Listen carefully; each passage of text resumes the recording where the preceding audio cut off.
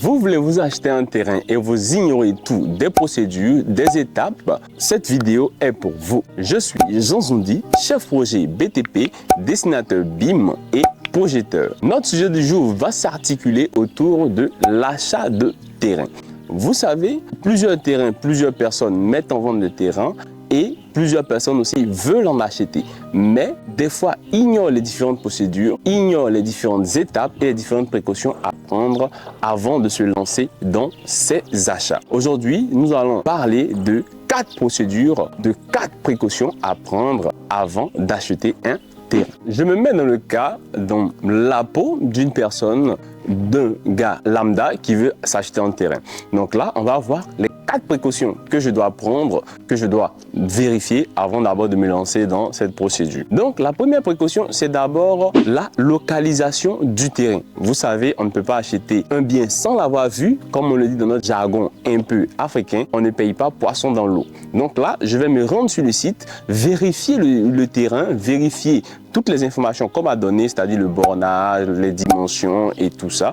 Quand je finis de vérifier, je suis maintenant à l'abri et puis je dis d'accord, ce que je veux acheter, c'est réellement ce qui est là. C'est-à-dire, quand je parle de localisation, c'est tout, hein, la totale.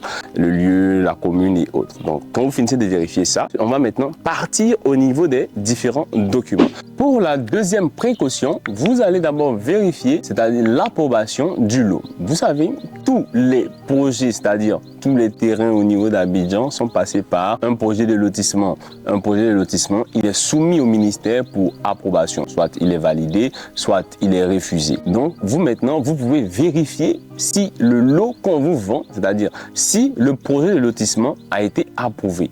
Pour ça, vous allez aller sur le site qui apparaît. Ensuite, vous allez renseigner les différentes informations, c'est-à-dire le nom du lotissement, la localité, la zone. Quand vous finissez de remplir, vous allez voir le statut de votre lot. Donc, quand vous voulez acheter un terrain, vous demandez le lot, il est approuvé, on vous dit oui.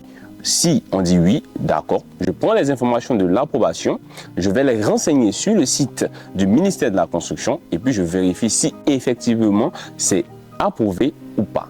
Cette précaution va vous permettre de ne pas vous lancer sur des projets qui n'ont pas encore atteint tous les documents. Parce que vous avez le choix entre soit aller sur des terrains qui ont déjà tous les documents ou des terrains qui sont encore en début. En troisième lieu, en troisième précaution, nous allons ensuite vérifier l'arrêté de cession, c'est-à-dire l'arrêté de cession ou l'arrêté de propriété, qui est un document officiel, c'est-à-dire émis par un notaire au propriétaire du terrain. Si quelqu'un veut me vendre un terrain, il doit prouver que le terrain lui appartient avant toute autre démarche. Donc, il va me montrer l'arrêté de cession ou l'arrêté de propriété qu'il a établi avec un notaire. Et quand je prends le document, je le vérifie. Ça va maintenant me confirmer que l'individu X qui veut me vendre le terrain est vraiment propriétaire de ce terrain.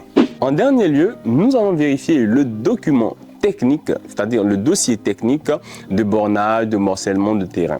Même si on a déjà vérifié la localisation du terrain et autres, pour chaque projet de lotissement, nous avons un dossier technique qui est fourni. Donc, nous allons vérifier le dossier technique pour vérifier si les informations qu'on nous a données de façon physique sont réellement exactes de façon numérique, c'est-à-dire de façon administrative et autres.